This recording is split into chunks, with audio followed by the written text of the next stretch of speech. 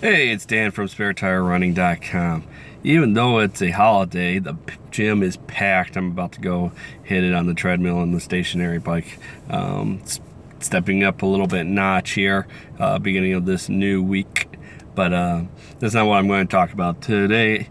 You know how you go into races and you have a mental plan.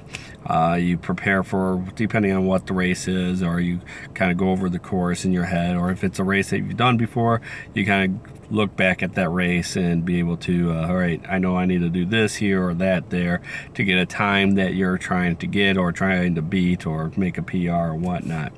And how many times that you have it all perfectly planned out that it actually goes as perfectly planned. I think about that as a coach. You can have tons of different plans. We have football playoffs right now for NFL, and thinking about some of these teams that had these plans and plays, and they don't always go as according to that they wanted to or as they planned.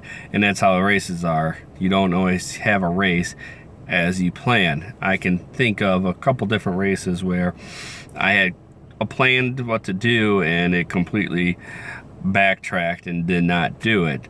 And then I have, like the Run Scream Run last year, where I was doing the 10K and Ryan and Tommy were doing the 5K, but first mile and a half is they're together. So my plan was to kind of run with Ryan for the first mile and a half and then take it really easy after that, to kind of push Ryan for that first mile and a half so that he could have a good time, and so forth.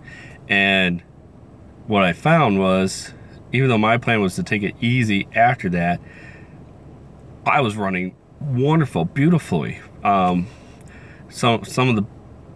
of the best races I had. Now, time-wise, wasn't actually a PR, but it was not a bad race. I actually was able to run pretty much the entire thing. The only time I did walk was there was a very steep hill at one point in the course, about 4 miles into it.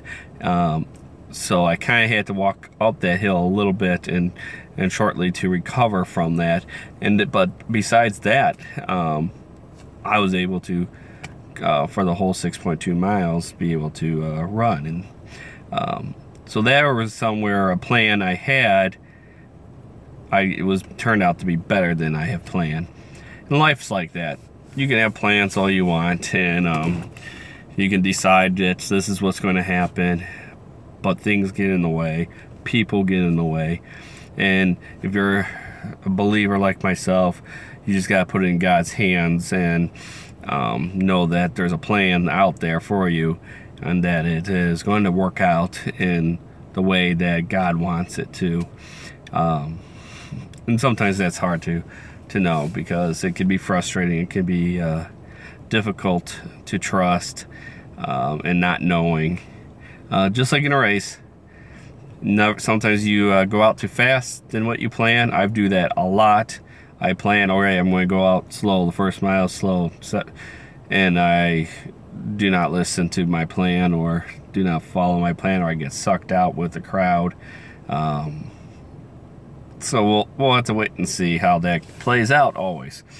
So as you are running, as you're living through your life, curveballs come, obstacles you have to get over, and just go with it, and knowing that sometimes something better will come out of it, or sometimes you'll run a better race than you have planned. So I'm going to go hit the gym. Every step counts.